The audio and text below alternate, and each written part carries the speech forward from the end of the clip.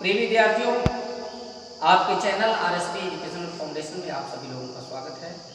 आज मैं विसर्ग संधि को लेकर आया हूँ। संभवतः आज मैं विसर्ग संधि को समाप्त कर दूंगा। विसर्ग संधि में भी कई नियम हैं। जैसे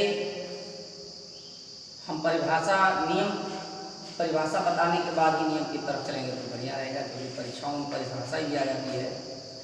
देखिए, विसर्ग की बात की जाए तो विसर्ग एक ऐसा वर्ण है जिसके पहले स्वर भी आ सकता है, व्यंजन भी आ सकता है। इस तरह से विसर्ग संधि की परिभाषा जो बनेगी वो इस प्रकार बन जाएगी कि विसर्ग के पहले अथवा बाद में स्वर अथवा व्यंजन आने पर विसर्ग में जो विकार उत्पन्न होता है उसे विसर्ग संधि कहते हैं। इसके कुछ रूल होते हैं। जैसे विसर्ग का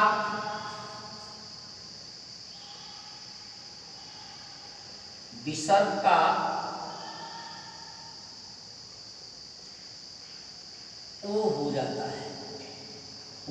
है। पहला नियम ये है कि विसर्ग का ओ हो जाता है। विसर्ग का कब ओ होगा आप देख लीजिए। विसर्ग के पहले अथवा बाद में अ आ जाए, विसर्ग के पहले अथवा बाद में कोई सघोष वर्ण आ जाए। सघोष आप जानते हैं? सघोष किसी भी व्यंजन वर्ग का तीसरा, चौथा, पांचवा वर्ण, ये सघोष कहलाता है। मैंने ये बताया किसी विसर्ग के पहले अथवा बाद में, विसर्ग के पहले अथवा बाद में अ आ जाए, विसर्ग के पहले अथवा बाद में सघोष आ जाए, विसर्ग के पहले अथवा बाद में य र ल आ जाए।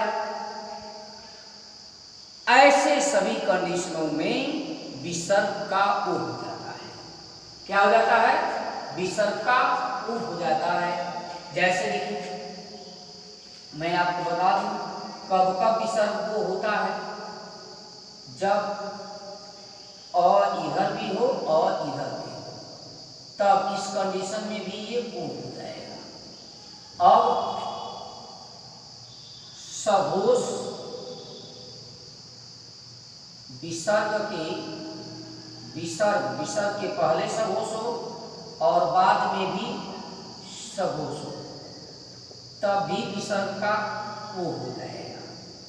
अब विसर्ग के पहले अथवा बाद में य र ल व आए, य र ल व आए, तो भी विसर्ग का ओ हो जाता है। ध्यान दें। जैसे एग्जाम्पल के लिए सघोष का अर्थ मैंने बता ही दिया, किसी व्यंजन वर्ग का तीसरा, चौथा, पांचवा। अब जैसे मनाधन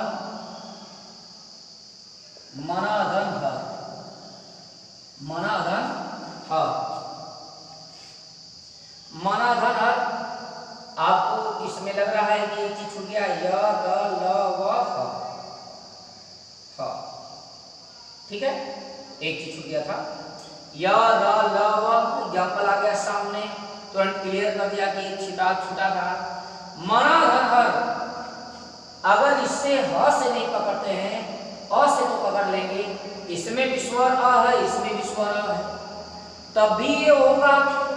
अब विसर्ग के बाद में अथवा पहले कहीं भी ह आ जाएगा तो विसर्ग का ओ हो जाएगा।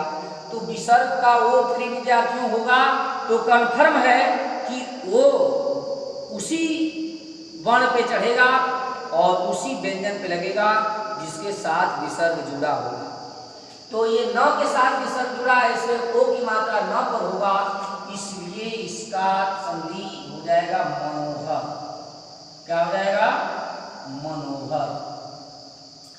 तपह, तपाधन बल,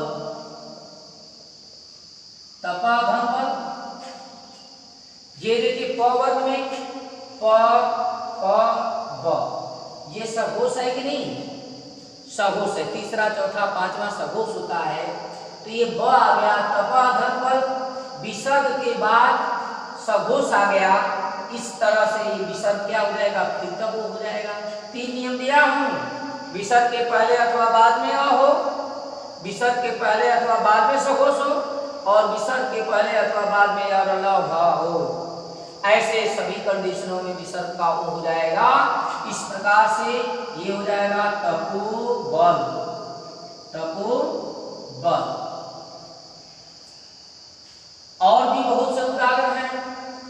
मनः धन योग, मनः धन योग।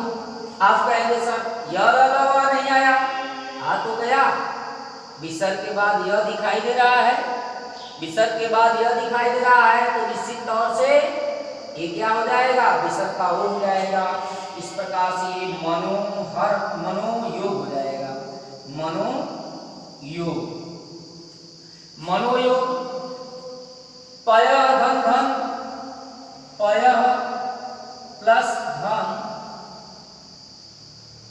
ये क्या आ गया भाई, ध आ गया। ध किस में पड़ेगा, त क द ध न।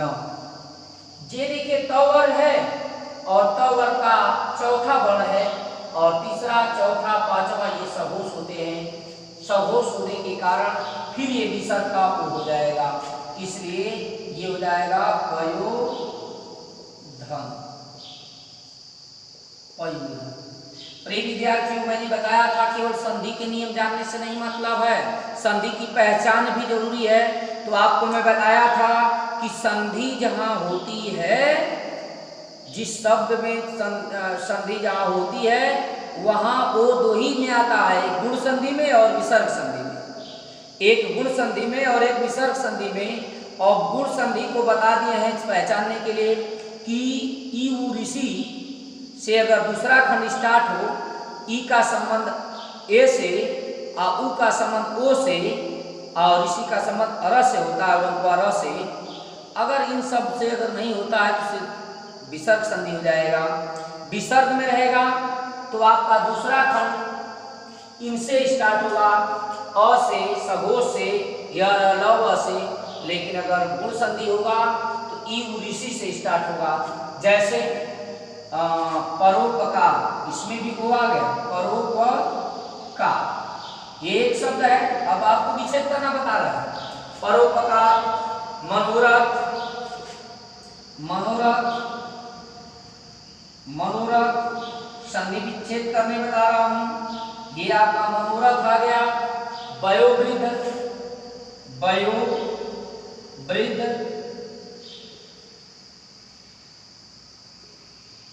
सूर्योदय, सूर्योदय। देखिए प्रिय विद्यार्थियों, मैं 4 यहाँ उदाहरण लिया हूं और सभी में वो है। इसमें भी सूर्य यह पर टूट रहा है, यह पे टूट रहा है, यहां भी वो पाया गया। परो पर र पर टूट रहा है, र पर यो का मात्रा आ गया। मन न पर ओ का मात्रा आ गया। वयो वृद्ध। आप कंफ्यूजन में पढ़ सकते हैं कि सर ने बताया कि एक झंडी जहां लग जाएगी वहां गुण संधि हो जाएगी। प्रिय विद्यार्थियों, मैंने उस समय यह भी बताया था कि एक झंडी और ओ का मात्रा होने से गुण संधि नहीं होगा। गुण संधि ओ का संबंध उ से होता है, ओ का संबंध उ से होता है। जब हम तोड़ेंगे यहाँ पर, तो तोड़ेंगे जब यहाँ पर, तो ये एक शब्द बनेगा उदय। ये शब्द बन जाए तो गुण संधि, ये शब्द बन जाए तो गुण संधि। जैसे यहाँ ओ का संबंध उ से हमने बताया, उपकार, यहाँ शब्द बन जा रहा है दूसरा, तो यहाँ क्या बनेगा, पर हो जाएगा, आया हो जाएगा, सूर्य हो जाएगा, सूर्य धन उदय। लेकिन अब आप यहाँ देखिए, ओ का संबंध उ से मैंने बताया, तो क्या ये मन धन उरत, ये कौन सा शब्द होता है भैया? ये कोई शब्द ही नहीं बना, इसलिए इसमें क्या बता देंगे, तुरंत विसर्ग संधि बता देंगे। अब वयो वृद्ध, वय वह कोई शब्द वह नहीं होता है। अब वृद्ध, ये देखिए उवृद्ध, ओ को हटाएंगे तो उवृद्ध न करेंगे, उवृद्ध तो कोई शब्द नहीं होता है। अब इस तरह से हम कंफर्म हो गया कि यहाँ शब्द नहीं बन रहा है। जब दूसरा शब्द नहीं बन रहा है उसे, तो हम जान जाएंगे कि विसर्ग संधि है और विसर्ग संधि को तोड़ना आसान है। ओ को हटा देंगे, विसर्ग लगा देंगे।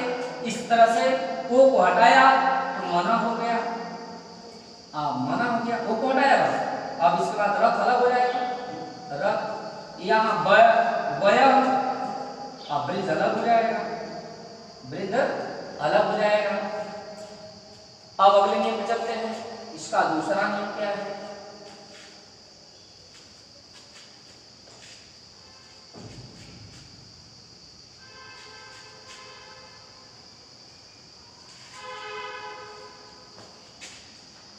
विसर्ग का र हो जाता है, विसर्ग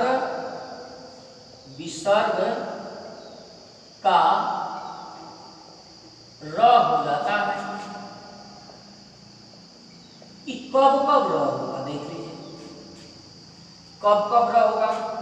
ये नियम नंबर 2, नियम नंबर 2 में हम पढ़ रहे हैं।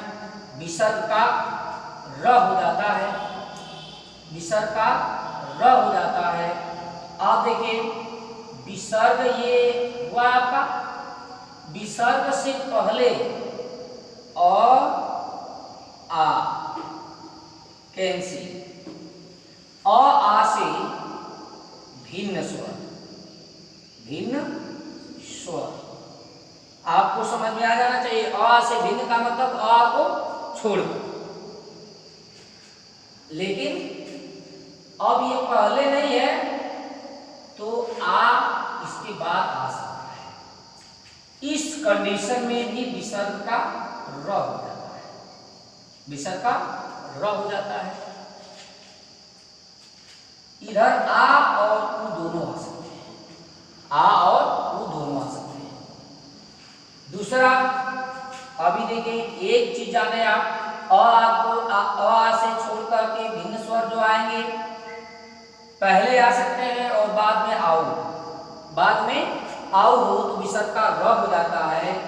अब विसर्ग से पहले अथवा बाद में य र ल व, य र ल व आए,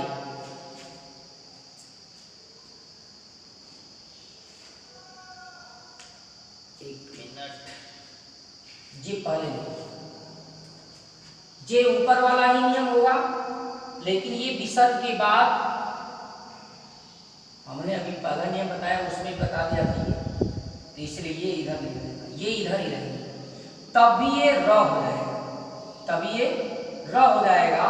और विसर्ग के पहले अ से भिन्न स्वर पाया जाए और ये सघोष इधर पाया जाए, सघोष, तो ऐसे कंडीशन में विसर्ग का र हो जाता है, विसर्ग का र हो जाता है। एग्जाम्पल के लिए लिख लीजिए, जैसे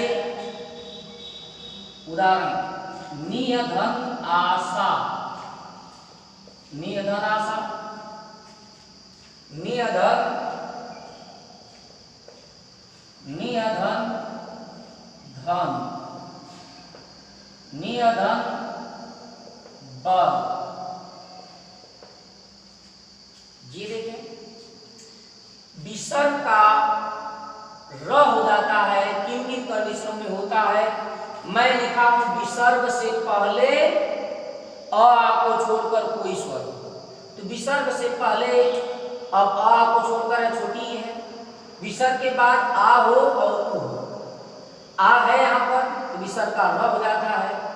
तो विसर्ग का र जब हो जाता है तो ये जब र हो जाएगा और उसके अगवा है आ का मात्रा लगा है, तो जब मात्रा लग जाता है तो रा न हो जाएगा ये, इसलिए ये हो जाएगा नी रा शा, निराशा। नियधन धन, अब ये नियधन धन ये पूरा वर्ण है और ये विसर्ग है, विसर्ग का र हलंत लिखा। तो अब कोई बात अगर नहीं बनती है, आधा लिखना है, तो ऐसे कंडीशनों में निर्धन कैसे लिखा जाएगा? पूर्णांक वाला हो जाएगा। निर्धन, निधन, धन बराबर क्या हो जाएगा? निर्धन। अब इसी तरह निधन पर निर्बल हो जाएगा, निधन पर निर्बल हो जाएगा। निधन धारण, निधन धारण,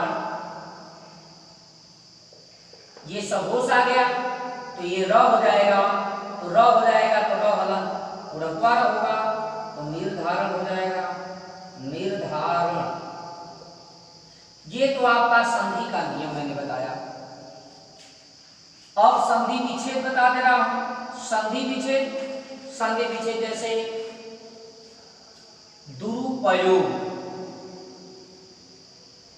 दुरुपयोग,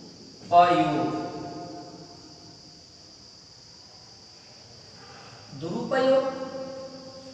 अब दुरुपयोग संधि विच्छेद करना है इसका, विसर्ग के बाद आउ, विसर्ग के बाद आउ। र पर छोटा उ है, उ आ गया है कि नहीं आ गया है, तो इसको जब तोड़ेंगे तो हम तुरंत जान जाएंगे कि र है तो उसको विसर्ग लिख देंगे, और यहाँ छोटा उ का मात्रा है इसलिए ये उपयोग बन जाएगा, तो इसको विसर्ग लिख दीजिए। दुहधन उ प योग, दुहधन उपयोग। निर्जन, निर्जन, निर्जन। अब ये द्वारा देखा गया, र को हमें विसर्ग में बदल देना है, र को हमें किस में बदल देना है? विसर्ग में बदल देना है। तो ये विसर्ग में बदल जाएगा तो ये हो जाएगा नी है, और प्लस जन, जन, निधन जन। चे उदाहरण क्लियर करना है कि जैसे विसर्ग का र कब होगा और विसर्ग का र हो जाता है, तो विसर्ग संधि की पहचान कैसे करेंगे, ये भी यही क्लियर कर देगा। निधन जन, निर्जन, दुअधन उपयोग, दुरुपयोग। अगर ये चीज हमको मालूम रहेगा, ये नियम मालूम रहेगा, तो हमें संधि को पहचानने में भी बहुत ज्यादा समस्या नहीं होगी। क्यों? क्योंकि ये सब ख्याल करेंगे ना, विसर्ग के बाद आउ आना चाहिए, विसर्ग के बाद ल होना चाहिए, विसर्ग के बाद कोई सदोष होना चाहिए। हाँ, इस तरह से अगर संधि के बाद मिलते हैं तो कणखर में उसमें विसर्ग संधि, विसर्ग का स हो जाता है।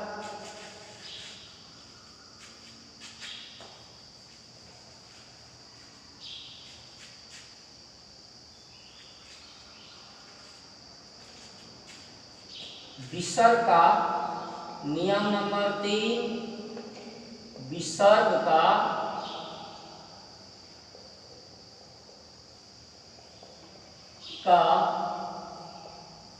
स हो जाता है। विसर्ग का स कब होता है? विसर्ग के पहले कोई स्वर, ये आपका विसर्ग है, इसके पहले कोई स्वर हो, कोई स्वर हो, इसके पहले कोई स्वर हो, और बाद में यहां लिखा है च, छ और स हो। ऐसे कंडीशनों में विसर्ग का स हो जाता है, विसर्ग का स हो जाता है। जैसे निधन, निधन छल, निधन छल, क्या हो जाएगा भाई? निधन विसर्ग से पहले कोई स्वर है, निधन छल, तो छ आ गया ना बाद में, विसर्ग के बाद में छ का छ आ गया। अब विसर्ग से पहले कोई स्वर रहना ही चाहिए, तो अब क्या होगा भाई? ये आधा सा हो जाएगा, ये हो जाएगा नी, निश्चल, निधन चल, निधन चय, ये क्या हो जाएगा, च आ गया विसर्ग के बाद तो निश्चय हो जाएगा, निश्चय हो जाएगा। दुअधन शासन, दुअधन शासन, ये देखिए विसर्ग के बाद स आ गया तो ये विसर्ग क्या हो जाएगा, आधा सा हो जाएगा। दुस्शासन, दुस्शासन। इसी प्रकार से जब हम संधि विच्छेद करेंगे तो क्या ध्यान देना होगा, आधा शरीफा सब जहां भी दिखाई देगा वो विसर्ग हो जाएगा। आधा शरीफा सब जहां दिखाई देगा वो क्या हो जाएगा, वो विसर्ग हो जाएगा। अब बस वहीं से दोनों को अलग कर देंगे, संधि विच्छेद हो गया। जैसे आप देखिए निश्चित, निश्चित एक शब्द आ गया निश्चित, निश्चित। अब प्रिय विद्यार्थियों इसमें हमने पकड़ लिया नियम नंबर 3 को और हमसे 2 प्रश्न कर दिए गए। पहला प्रश्न कि इसमें कौन सी संधि है, तो हम ये देख करके ये नियम अगर हमारा तैयार है तो जान जाएंगे कि विसर्ग का आधा स होता है। आधा स इसमें दिखाई दिया, हम जान जाएंगे विसर्ग संधि है। अब आधा तोड़ के भी देख लेंगे संधि विच्छेद क्या होगा इसका, तो आधा स को ही न बताया गया कि विसर्ग हो जाएगा। ये उल्टा चला दीजिए, निधन, ये हो गया विसर्ग, आगवा बचा क्या, चित, निश्चित हो जाएगा। निधन चित, निश्चित। दुश्चरित, दुश्चरित। अब दुश्चरित, इस शरीफा को देखा आधा, जान गया कि विसर्ग संधि आई। शरीफा सब किसमें चेंज हो जाएगा, विसर्ग में चेंज हो जाएगा। तो दुअधन, आगे क्या बचा, चरित, संधि करने को विसर्ग का मूर्धन्य शब्द हो जाता है। देखिए अब विसर्ग का मूर्धन्य शब्द कब होता है, विसर्ग नियम नंबर 4 आ गया, विसर्ग का मूर्धन्य शब्द हो जाता है। कब कब होता है, आपको कब कब होता है मूर्धन्य शब्द,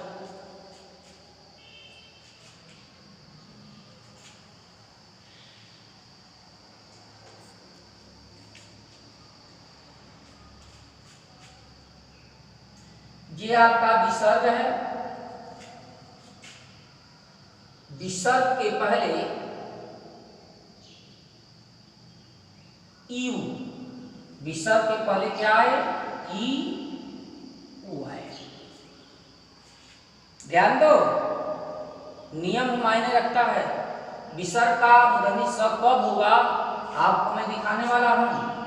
ई ऊ हो विसर्ग के पहले, और विसर्ग के बाद कौन हो भाई, आप इसके बारे में पढ़ चुके हैं। क ख ग घ अंगिया, च छ ज झ इया, ट ठ ड ढ हरण, त थ द ध न, प फ ब भ म, इसके बारे में पढ़ चुके हैं। अब आपको मैं बता दूं, रटने की जरूरत नहीं है। जे आपका इधर वाला पार्ट ये सघोष कहलाता है और इधर वाला पार्ट अघोष कहलाता है। ये अघोष कहलाता है और ये वाला भाग क्या कहलाता है, सघोष कहलाता है। इसको 3 4 5 के नाम से जानते हैं। 345 तीसरा चौथा पांचवा, इसको 12 के नाम से जानते हैं, पहला दूसरा। इसमें से विसर्ग का स कब कब होगा आपको बता देना। यू इधर हो पहले और विसर्ग के बाद में एकांतर अघोष, कैसा हो, एकांतर अघोष। एकांतर अघोष मैंने लिख दिया। अब आपके बाद में आपको जानकारी होना चाहिए, इसका मतलब क ख आ जाएगा। जे अब एकांतर इस च छ को नहीं लेना है, क्यों क्यों नहीं लेना है, च छ को यहाँ पढ़ लिया है, इसलिए नहीं लेना। अब ट ठ को लेना है, ट ठ को लेना है। अब त थ को नहीं लेना है। अब किसको लेना है? प फ को लेना है। इस प्रकार से जानकारी हमको मिल गई कि विसर्ग से पहले यू आए और विसर्ग के बाद क ख ट ठ प फ आए तो विसर्ग का मूर्धन्य श हो जाता है। जैसे इसका उदाहरण देख लीजिए।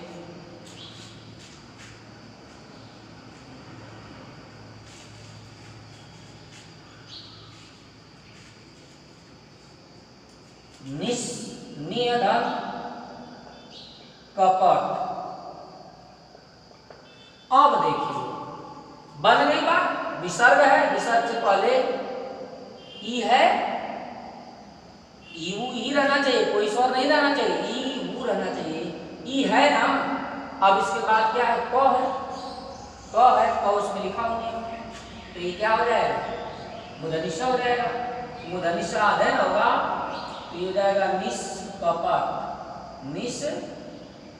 निष्कपट, निष्कपट। अभी और बहुत से उदाहरण। नियधन कंटक, नियधन, नियधन कंटक, निष्कंटक,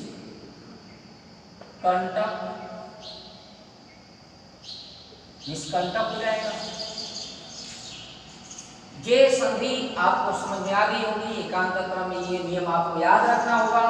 ये नियम अगर याद रहे तो आपका गलती नहीं होगा, मूर्धन्य ष हो जाएगा। अभी और मैं आपको बता रहा हूं। निष्ठुर, निष्फल, इसका संधि विच्छेद करिए। निष्फल, निष्ठुर, निष्फल और निष्ठुर, निष्प्राण, निष्प्राण। अब इसको तोड़ना है। पिछले नियम में क्या था कि आधा स पा गए तो जान गए कि विसर्ग संधि हो गई। इसमें आधा मूर्धन्य ष जब पाएंगे तो जान जाएंगे कि विसर्ग संधि हो गई। अब निष्फल, विसर्ग संधि आ गई, क्लियर हो गया, तो इसको हमें क्या करना है? विसर्ग कर देना है। विच्छेद हो गया, विसर्ग हो गया ये। और आगे फल बचा, जोड़ देंगे। यहां भी है मूर्धन्य ष, विसर्ग में मूर्धन्य ष हो रहा है इसमें, तो मूर्धन्य ष को विसर्ग लिख दीजिए, बस विच्छेद हो गया। निष्ठुर। इसी तरह विसर्ग हो जाएगा ये। निष्प्राण, निष्प्राण, नियधन प्राण हो जाएगा, निधन प्राण हो जाएगा। विसर्ग का अब अगला नियम, विसर्ग का श हो जाता है।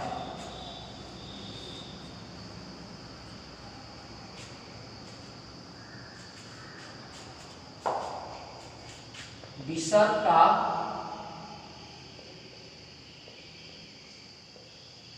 स हो जाता है। जी कब होता है? विसर्ग का स कब होता है? विसर्ग के बाद यदि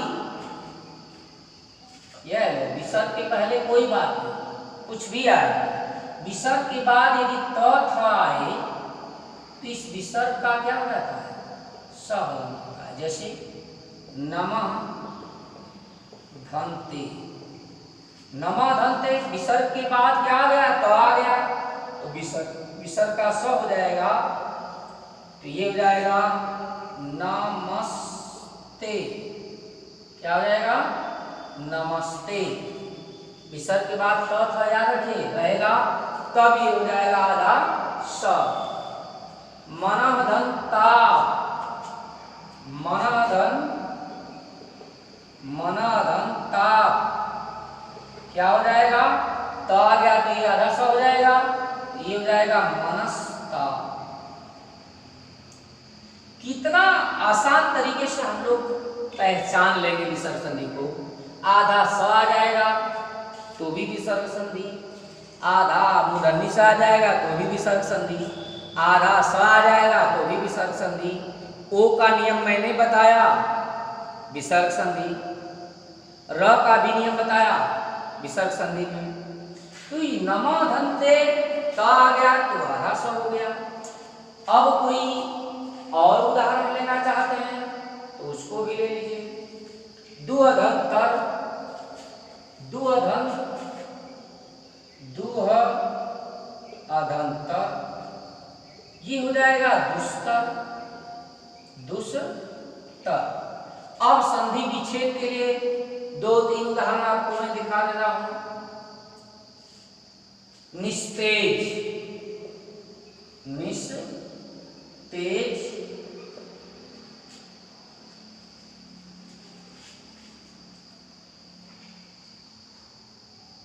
दुस्साहस,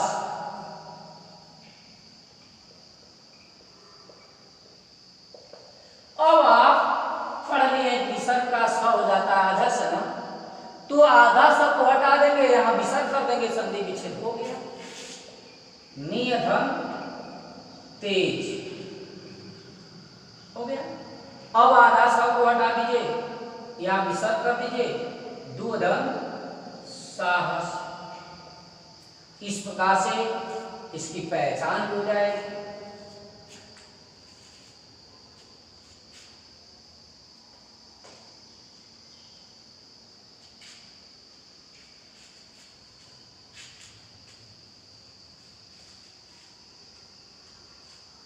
कभी कभी विसर्ग संधि में ऐसा भी होता है कि विसर्ग का लोप हो जाता है, विसर्ग का लोप हो जाता है, और विसर्ग का लोप होना ही विसर्ग संधि हो जाता है। जब क्यों?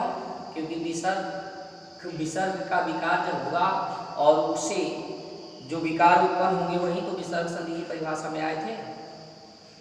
तो विसर्गों का लोप और विसर्गों का जो वर्गीकरण मैंने दिखाया, और विसर्ग कैसे चेंज हुए, विसर्गों में कैसे विकार उत्पन्न हुआ, ऐसी सभी बातों को मैंने विसर्ग संधि में स्थापित किया। कुछ उसके ठीक है।